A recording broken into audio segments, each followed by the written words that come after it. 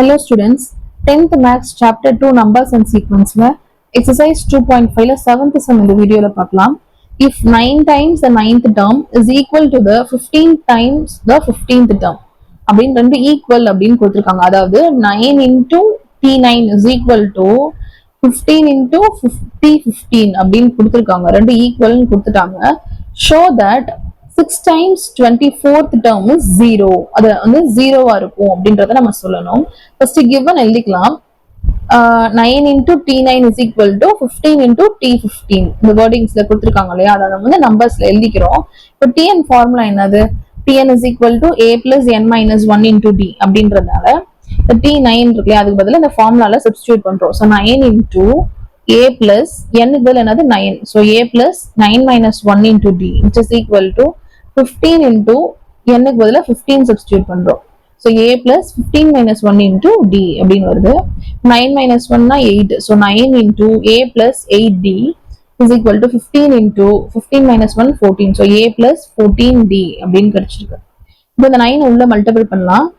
9a plus 9 8 are 72. So plus 72d which is equal to 15 உள்ள multiple பண்றோம். 15a plus 15 into 14 அப்படின்னா 210 plus 210d அப்படின்னு கிடைச்சிருக்கு. இப்போ எல்லா வேல்யூஸும் ஒரே சைடா கொண்டு போயிட்டு ஏவையும் டியும் மைனஸ் பண்ணலாம். ஸோ 15a இந்த மைனஸ் 9 வந்து இங்கிட்டு வருது. So minus 9a plus 210d minus 72d இதுவும் இங்கிட்டு வரும்போது மைனஸ்ல வருது.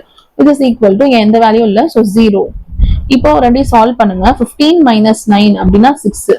ஸோ 6a பிளஸ் 210 minus 72 அப்படின்னா 138d. Okay, which is equal to 0. இப்போ இந்த ரெண்டுமே வந்து 6 டேபிள்ல 6 காமன் எடுக்கலாம். 6 டேபிள்ல இது வந்து 23rd டைம் வந்து 138 வரும். ஸோ 6 காமன் எடுக்கிறோம், which is equal to 6 into a plus 23d அப்படிங்கிறது which is equal to 0 அப்படின்னு கிடைச்சிருக்கு. இப்போ பாத்தீங்கன்னா இந்த ஃபார்முலா படி இருக்கா, a plus n minus 1 into d. அப்போ வந்து n minus 1 இங்க போட்டோம் அப்படின்னா n என்னவா இருக்கும், 24-ஆ இருக்கும். 24 minus 1 போட்டாதான் அந்த 23ன்ற வேல்யூ கிடைக்கும். ஸோ அப்படி எழுதிக்கோங்க. 6 into a plus 24 minus 1 into d which is equal to 0. Therefore 6 of இது என்ன வேல்யூ அப்படின்னா T24ஓட formula. So 6 into T24 which is equal to 0. என்ன கொஸ்டின்ல நமக்கு ப்ரூவ் பண்ண சொல்லியிருக்காங்க, show that 6 times the 24th term is 0. அப்போ நம்மளுக்கு கிடைச்சிருக்கு 6 times the 24th term which is equal to 0 அப்படின்னு கிடைச்சிருக்கு. So 6 into T24 is equal to 0. Hence proved. இதோட இந்த சம் முடிஞ்சு. Thank you.